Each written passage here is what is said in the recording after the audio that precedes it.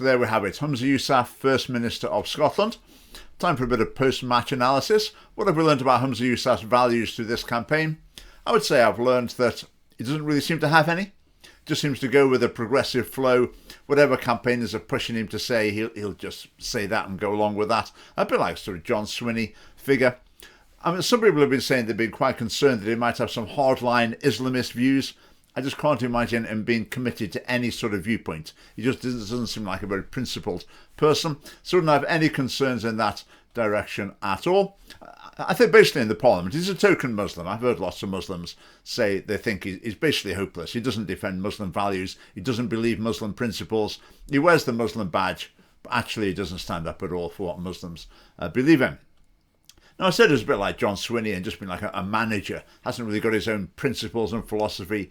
Just tries to make things tick over whatever way he's going to work out the best. But I think he doesn't seem to be a very good manager at that as well.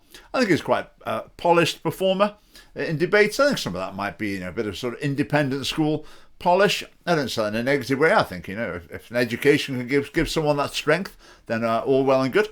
But when I've seen Humza Yousaf in committees in the Scottish Parliament, I've often watched him and thought I'm not sure he had much to offer in terms of incisive intellectual analysis, shall we put it that way? And I don't see he's going to bring much of that to the role of First Minister as well. I think he's been a race baiter for years. He tries to stir up racial tension, play himself as the victim, and he goes after people who offend him or insult him in a pretty vicious manner via Police Scotland often. He complains about being the victim of racism while he's had the golden ticket and has obviously been promoted and given special opportunities so that he could be a Muslim, a Pakistani within the government. Now, shouldn't be a controversial thing to say, because that's exactly what the SNP say. The SNP's philosophy is you have to have all different identity groups represented at the top of government. That is their goal. So their mission was to have someone of Pakistani origin, someone who's a Muslim. They want someone that ticks those boxes in the cabinet, in a senior position. They want the first Pakistani First Minister. They want the first Muslim so-called First Minister. And that's overridden in this case, who's best for the job. But it says uncontroversial. I'm just mirroring back to you the SNP's philosophy and the way that Humza Yousaf has benefited from it.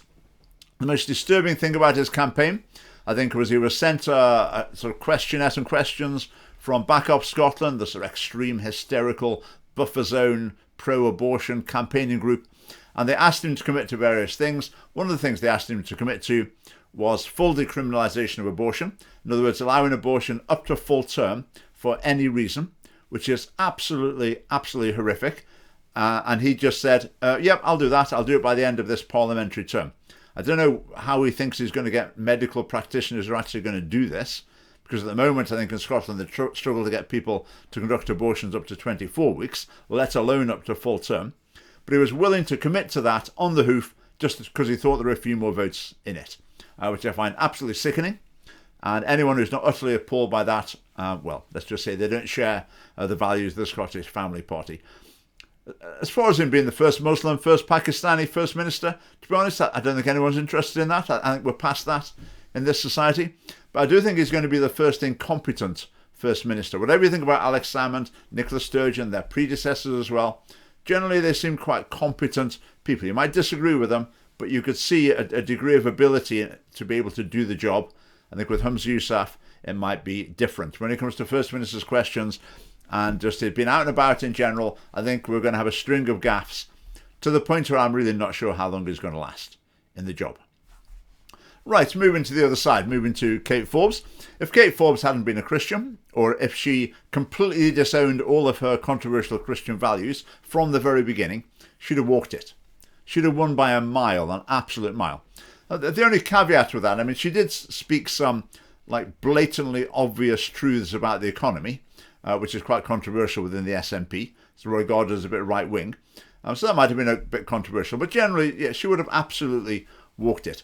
She gained the reputation early in the campaign for being open and honest about her controversial, socially conservative Christian values. Later in the campaign, I would say in some cases she wasn't open and honest about them. in some cases pushing towards being dishonest about them. I'm not saying that was like premeditated, but in the heat of the moment, when asked some particular questions, I think the words that came out of her mouth were the opposite of what she actually believed. Now, I talked about Humza Yousaf having the golden ticket deliberately because the SNP wants a Muslim, wants a Pakistani at the top of government. Now, I think with Kate Forbes, she seemed to have the golden ticket, not because of any sort of human planning, if you like, but it's just turned out that way. Like Derek Mackay, her gay superior, then he ends up sending dodgy messages to a schoolboy. That's the end of him. So not many people are going to point at Kate Forbes then and say, we're a bit wary of your lack of LGBT positive credentials. Then Nicola Sturgeon, she gets mired in the transgender debate that more or less brought her down. So again, sort of ideal opportunity for someone coming forward. It's the last time you'd expect anyone to be pointing at Kate Forbes, saying, we're not sure about your LGBT credentials. I mean, people still did, but it's as good an opportunity as you could get. And then look at her opponent. Her opponent, basically Humza Yousaf, a really weak opponent to be leader. And then also on that, Kate Forbes, very talented.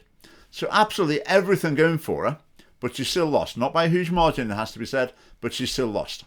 Even if she'd have won this election, would she have been elected First Minister? Not necessarily. Had she have been elected First Minister, would she have been able to run a minority government? Not necessarily. If she had been able to run it, would she have been able to make any difference in terms of her specifically socially conservative viewpoints? Would she have been able to enact any of those? Would it have been able to influence policy? It's hard to see how it would have been. It's hard to see how it would have been. So I believe that Kate Forbes had everything going for her. She compromised her beliefs beyond integrity, and she still lost. And she still experienced vicious attacks from within the party, despite her efforts to be open and reasonable and welcoming and accommodating, doing everything she could to reach out to people. But in return, she got some pretty vicious criticism from members of her own party.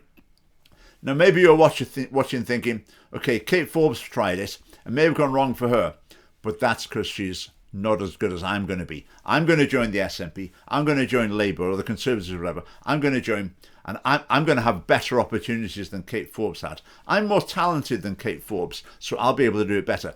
I'm just a little bit wiser than her. So you just watch me do it. I know Kate Forbes couldn't do it, but you just watch me. I'm the special person who can get to the top and make all the difference in one of these parties. Now, if that's what you're thinking, I would suggest that you may very well be deluded in thinking that. Because in conclusion of the example of Kate Forbes, I think the conclusion I would draw is that it's over. It's over. The idea that you join a mainstream party, work your way up, get to a position of influence, then you can really make a difference, become leader even, then you've really, you're steering the ship. During Kate Forbes' 6 years in MSP, has she exerted influence with him? I'm sure she's had various conversations. Has it made any discernible difference to SNP policy? No. So she's kept her powder dry in order to make the bid for the top job, and that hasn't worked either. So I just feel that strategy, in general, it's over. Now, obviously, it's not impossible that someone else might join a party, might do it. Maybe Kate Forbes will become First Minister in the future, but I think it's very unlikely. Because the next time, let's say Humza Yousaf's a total disaster, and in a few months, there's another leadership election. If Kate Forbes put herself forward, someone else would as well, who would be an uncontroversial candidate, and I think Kate Forbes would lose against a straightforward, competent, uncontroversial candidate.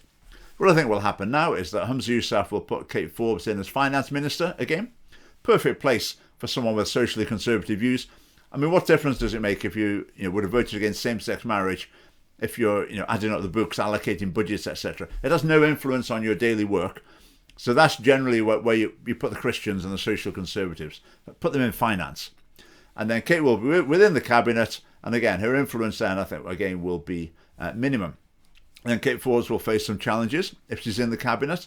Full decriminalisation of abortion. If you don't resign over that, what do you resign over?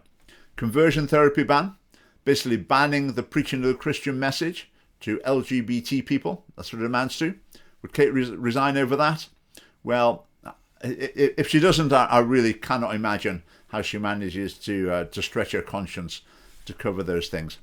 I think it's time to reflect for Christian organisations who make it their mission to feed young Christians into the political parties so they can, this is how Kate Forbes started, so they, again, can get established and exert influence within the parties. I would say it's feeding them into the meat grinder, basically.